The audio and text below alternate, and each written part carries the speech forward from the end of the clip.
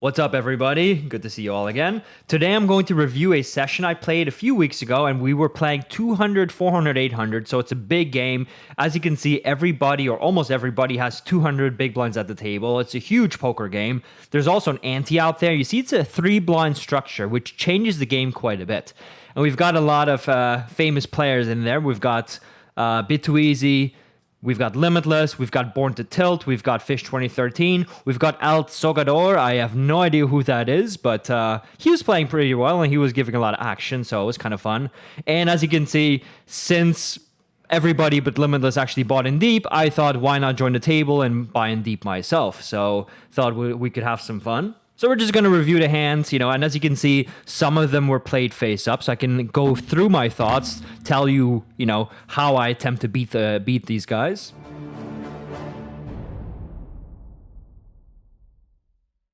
So we've got the first hand here.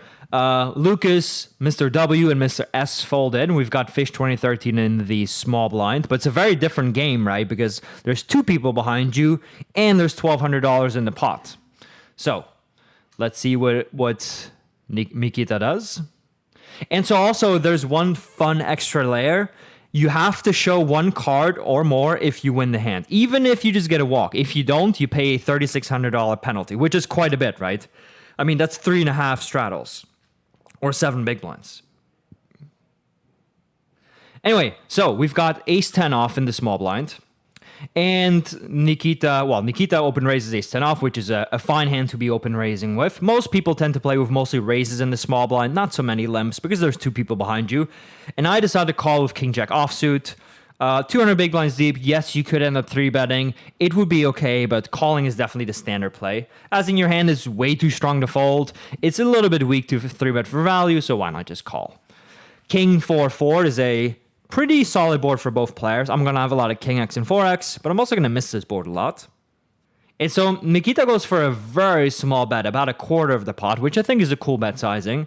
And versus this sizing, I need to do quite a bit of raising. I need to be quite aggressive here. So King Queen would be my best king. I also have a 4 sometimes, but I don't really have a whole lot better than this. So this is a hand I could definitely go ahead and just raise for value. I'm going to raise quite a bit here.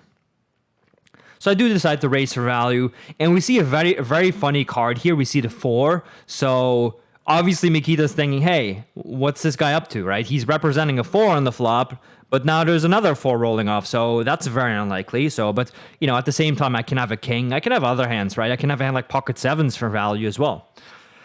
This is a spot on which you could decide to lead if you're in Nikita's spot. Let's see if he does.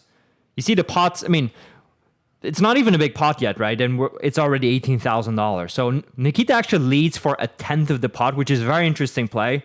He's basically saying, hey, you've got a bunch of hands like Queen Jack that missed, and I'm just going to charge you for it. And you may be dead already. So it's a smart play. And in this spot, I don't think I need to do a whole lot of raising. I can represent a 4 sometimes, but I could also call in the flop, call in the turn and potentially raise the river. So I decided to call in slow play. I'm hoping that Mikita has 2 spades here, or that he has some kind of strange bluff. And with ace-10, I do think you should just be checking.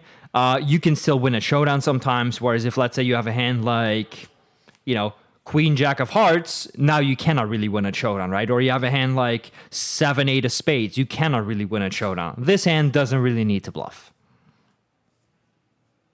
And so he does check, which I agree with. And now I've got a decision to make. What am I value betting here? I think I'm mostly betting with a 4, or I'm betting with a king. It's kind of difficult for me to find bluffs, right? So I think my value bets are medium strength, and I don't have too many bluffs. I don't have to go with an enormous sizing here. So, and I bet kind of small. I would have liked a bigger bet than this one in retrospect, but I think the idea is kind of cool. And Mikita's thinking, man, what is this guy bluffing with, right? Did he just fuck you, float me with the queen high or the jack high? Is he trying to get me off a split with ace high? Does he just have a missed flush draw? And Mikita does decide to make the call. And I win a nice $32,000 pot in my very first hand. I don't think I'll be winning this hand. And so with 8 deuce offsuit, I guess you could end up just bluff raising.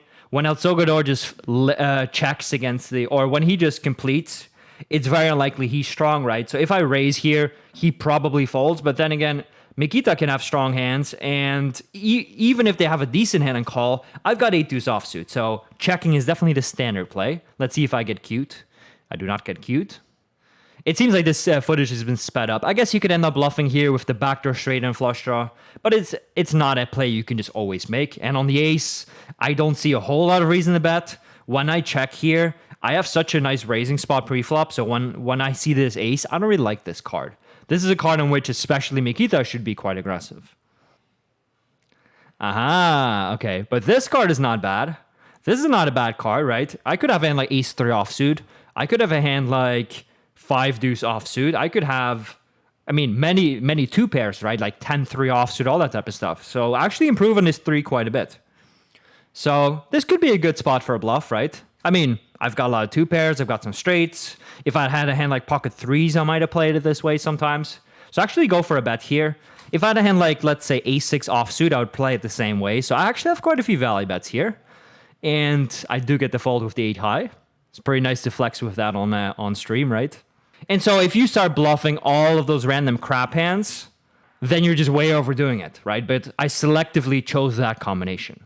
King Queen here is close. You can do everything. I mean, folding would be atrocious. So Victor can do a combination of 3 betting as well as calling. 10-9 is definitely quite the loose call.